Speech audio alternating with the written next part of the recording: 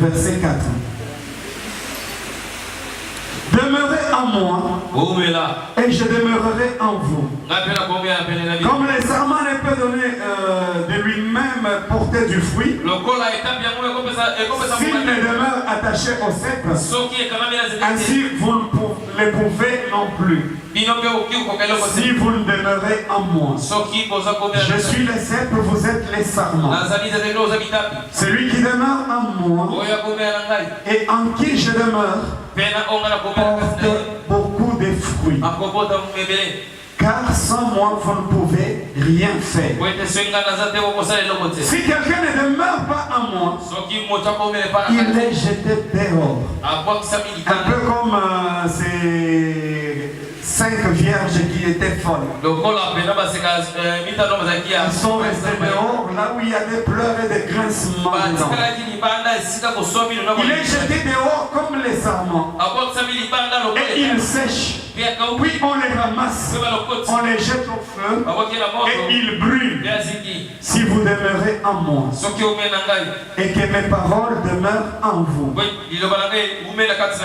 demandez tout ce que vous voudrez et cela vous sera accordé. Si vous portez beaucoup de fruits, c'est ainsi que votre Père sera glorifié et que vous serez mes disciples. Amen. On insiste encore sur ceux qui ne produisent pas du fruit, qui seront jetés au feu. Amen. Quels fruits devons-nous produire? Amen. Alléluia. La Bible nous énumère quelques fruits. Nous lisons Galates, chapitre 5. Galates chapitre 5.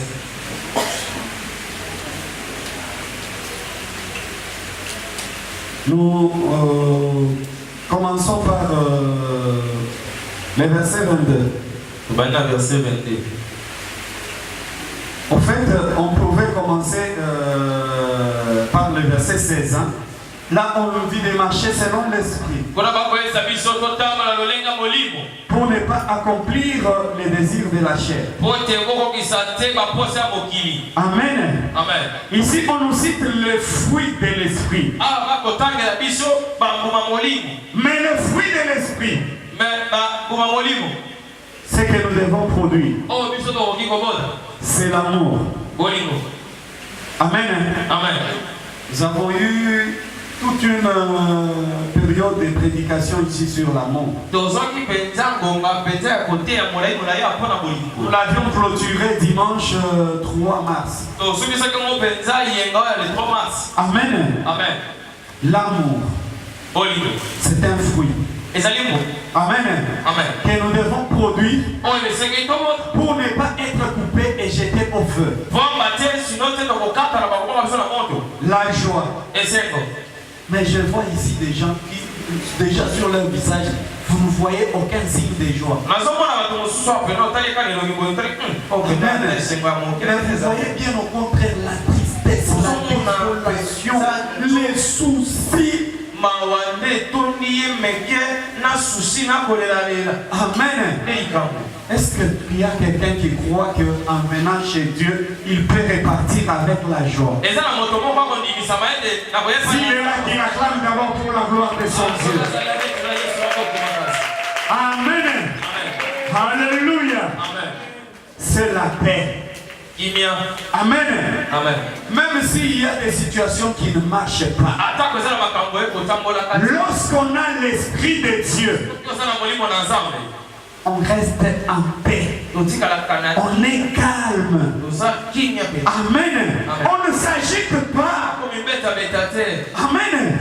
Il y a des gens qui s'agitent même pour rien. Dès qu'ils voient un pilier, ils s'enflamment.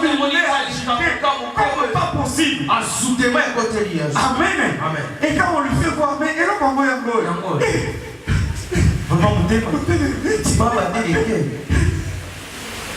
quel chrétien. Amen. La patience. Amen. Amen. Papa Adrien. Ils ont déposé ça déjà dans la patience. Patience Cécilie. Hein? Amen. Amen. Amen. La patience, vraiment, le mot là, français, patience. Posez-lui. Amen. Amen. Alléluia. Amen. Beaucoup de chrétiens n'ont pas de patience. Batou se belé bazalaka na kozela te. Chaud, oyo Kinshasa et Lombi. Et côté là, ils sont in l'église. Vraiment, donc Kinshasa. Donc chrétien monté ma mort. Calma, maman, vous échangez. Non. Amen. Amen. Alléluia. Amen. Un chrétien doit savoir être patient. Amen. Notre Dieu, c'est un Dieu de promesses. Amen. Alléluia. Et quand il te promet, il te dit, cette promesse finira par s'accomplir. Amen. Même si elle tarde, attends-la. Elle s'accomplira certainement. Amen. Alléluia. Bien-aimé, ce n'est pas parce que tu as vu un escroc dans le monde que tu peux croire que Dieu est escroc. Quel sacrilège, quel crime. Amen. Dieu n'est pas un homme pour mentir. Il n'est pas non plus un fils d'homme pour se repentir. La Bible nous dit que ce qu'il a dit, il l'accomplit. Sois patient, bien-aimé. Amen. Ne t'agite pas. Amen. Les fruits, l'autre fruit, c'est la bonté. Amen. Un chrétien a monté ma maman Salaka. Chrétien a monté ma maman Salaka. Amen. Un chrétien mauvais. Chrétien méchant. Amen. Mais toi, quand tu fais des méchancetés là, lorsque tu fais toutes ces choses mauvaises là, c'est des bons fruits que tu produis. Amen. Nous devons faire très attention. Amen. Parce que la cognée est déjà sur la racine. Amen. C'est la bénignité. C'est un peu comme la bonté toujours. Amen. L'autre fruit, c'est la fidélité. Amen. Alléluia. Il y a des chrétiens de Samissa ici. Oui. Amen. Chrétien, Marc, servant Dieu ici. Amen. Mais il a une bouteille d'huile que tel prophète lui a donnée à sa maison. Il dit, c'est ça la fidélité à ton Dieu. Il te fait la promesse. Il te dit, attends ma promesse, elle s'accomplira certainement. Il t'exhorte à la patience. Mais toi, tu préfères aller voir encore quelqu'un d'autre à l'extérieur. Prophète.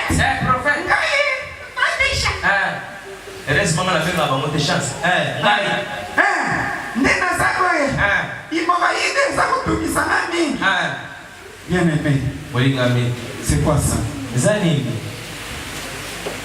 Amen. Nous devons savoir nous respecter d'abord. Amen. Parce que notre première lecture, nous avons vu Dieu dit, créons l'homme à notre image et selon notre ressemblance. Tu es créé à l'image de Dieu et selon sa ressemblance. Amen. Tu es un homme très particulier. Amen. Et il t'a donné le pouvoir de dominer. Amen. De dominer Mais pourquoi toi tu te laisses dominer jusqu'au point de te faire ridiculiser? Amen. Nous sommes à changer combo. Amen. Combo frère Georges. Le nous connaissons la radio Baoya Oyoka. Frère Poussin. Amen. Nous bien-aimés. Et quand tu fais ça, tu retardes l'accomplissement des promesses de ton Dieu. Amen. Alléluia. Il y a un message que Dieu vient de nous donner. Pendant qu'on était à l'étape d'adoration ici. Amen. Nous allons l'entendre. C'est entre autres ces choses que Dieu nous reproche. La douceur, la tempérance.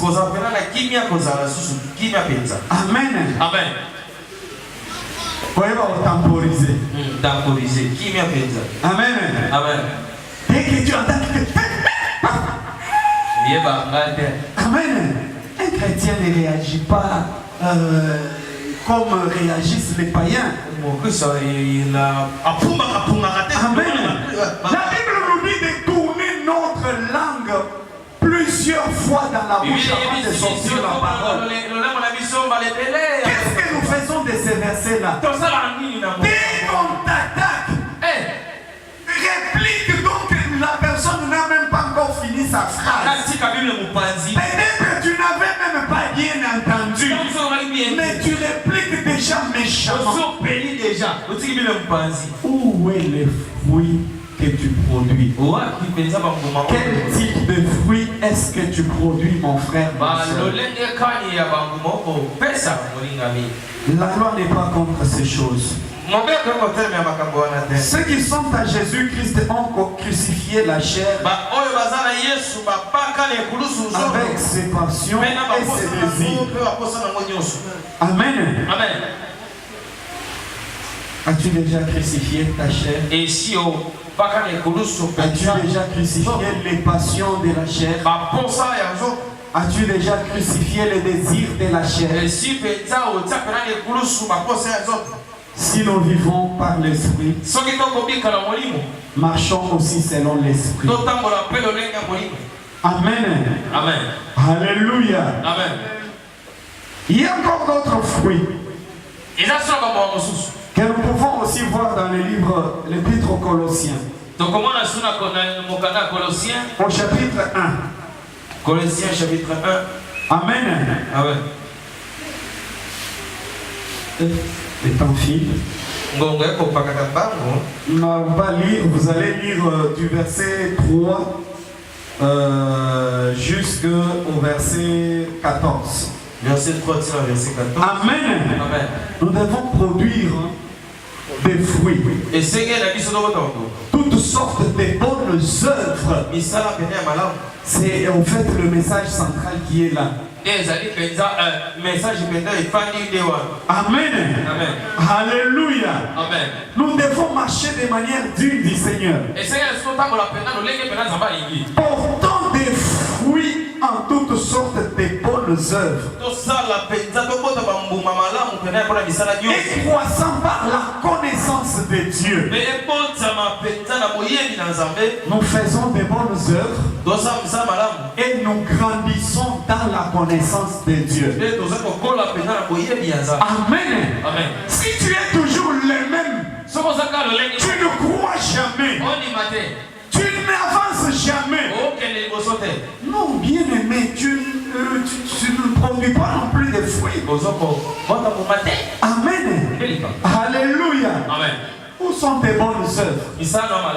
Amen. D'ailleurs, nous connaissons Maman Tabitha, Dorcas. Amen. Les gens ont témoigné pour ces œuvres. Pour laquelle de tes œuvres on peut témoigner pour toi? Ça aussi, c'est un fruit. Ce sont des fruits que nous produisons. Amen. Alléluia. Il y a un fruit spécial que tout chrétien doit produire. C'est gagner des âmes pour Christ. Parce que nous avons dit dès le départ que la femme était une génitrice. Lorsque Dieu dit soyez féconds, multipliez, nous devons enfanter pour Christ. Enfanter pour Christ, c'est gagner des âmes pour Christ. Amen. C'est amener ceux qui ne connaissent pas Christ à venir vers lui. Amen. Tant sur le plan physique que sur le plan spirituel. Amen. Physiquement, c'est en invitant ceux qui sont dehors à venir à l'église.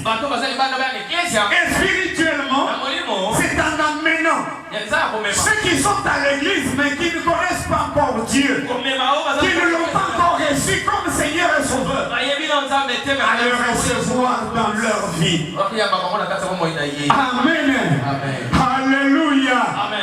Ces gens-là, parce qu'il y a aussi des gens au sein de l'église, mais qui ne sont pas encore des chrétiens véritables.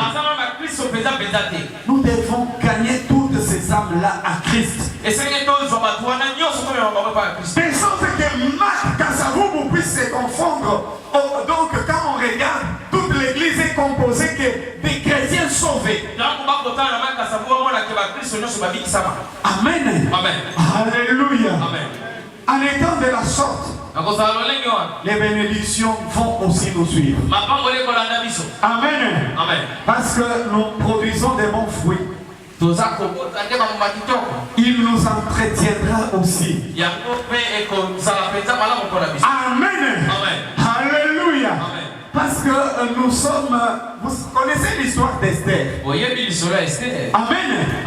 Le roi, avant de choisir la femme, a demandé qu'on amène toutes les belles filles de son empire ou de son royaume.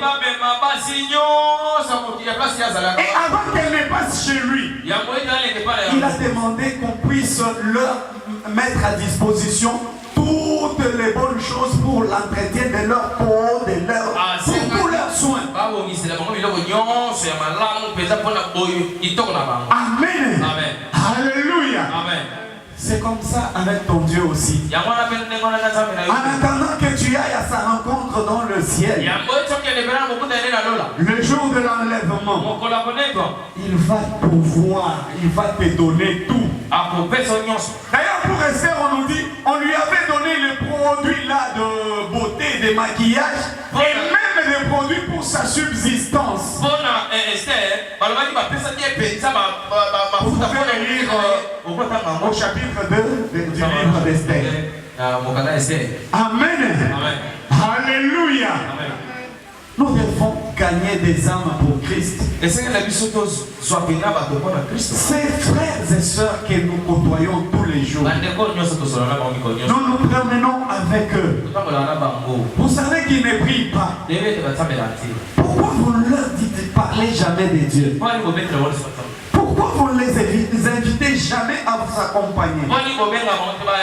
Amen. Pourquoi vous ne partagez pas avec eux les témoignages, les expériences spirituelles que vous avez? Amen. Alléluia. Vous les laissez dans l'ignorance. Vous les laissez dans la mort. Parce que si Christ n'est pas là, c'est la mort. Quand Christ n'est pas là, c'est le diable qui règne et qui domine. Amen. Travaillons, bien-aimés, pour le gain des âmes, pour notre Seigneur et Sauveur Jésus-Christ, pour aller à la rencontre de l'époux, déjà bien préparé, bien maquillé. Parce que ces œuvres que nous faisons pour Dieu, c'est ça qui fait notre maquillage, qui fait notre entretien, qui nous accorde une forte santé spirituelle. Amen. Les bonnes œuvres pour Dieu. D'ailleurs, il te pose une question qui a été posée à Caïn. Où est ton frère? Amen. Tu les vois. tu l'abandonnes dans la mort. Amen. Amen. Jacques chapitre 19 et 20. Chapitre 5 verset 19 et 20. Mes frères, si quelqu'un parmi vous s'est égaré loin de la vérité et qu'un autre l'y ramène, qu'il sache que celui qui ramènera un pécheur de la voie d'où il s'était égaré sauvera une âme de la mort et couvrira une multitude de péchés. Amen. Alléluia. Lorsque nous sauvons une âme du péché, nous sauvons une âme de la mort. C'est la mort que nous chassons. Donc, ne faut pas mettre l'esprit des morts car ceux qui ont chikungunya et comme na kasangulu. Esprit des morts. Mais tes frères, tes sœurs qui sont morts, tous les jours sont à tes côtés. Tu ne vois pas ces esprits des morts. Amen. Alléluia. Amen. Et tes péchés. Et les péchés de celui qui était mort. Lorsque tu les ramènes, ils sont couverts. Amen. Nous devons nous mettre au travail. Chrétiens, nous ne sommes pas des simples figurants. Chrétiens, nous sommes des travailleurs. Chrétiens, nous sommes des missionnaires. Nous devons faire la mission pour laquelle Jésus nous a engagés. Nous devons produire des bons fruits. Amen. Parmi ces bons fruits, les meilleurs, c'est gagner des âmes pour Christ. C'est amener des gens vers Jésus. Nous allons d'abord demander à celui qui sait, qui n'a pas encore reçu le Seigneur Jésus, le Seigneur et Sauveur dans sa vie. Amen. Amen. Qui n'a jamais fait une confession publique. Reconnaître, accepter Jésus publiquement. Nous allons demander à ses frères de s'élever pour l'aider à recevoir le Seigneur Jésus comme Seigneur et Sauveur, comme il se doit. Parce qu'on n'entre pas dans une maison par la fenêtre. On y entre par la porte. Amen. Amen. Et il dit, voici je me tiens à la porte et je frappe. Si quelqu'un entend ma voix et ouvre, j'entrerai chez lui.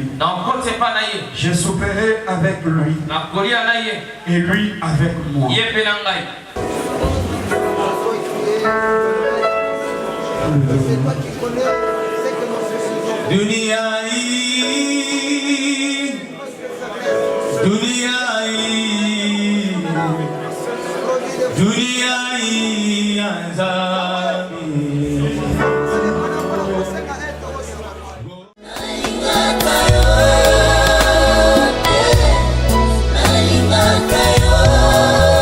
Loba nalingaka yo yebisa Yesu bimisela ye maloba motema o Yesu.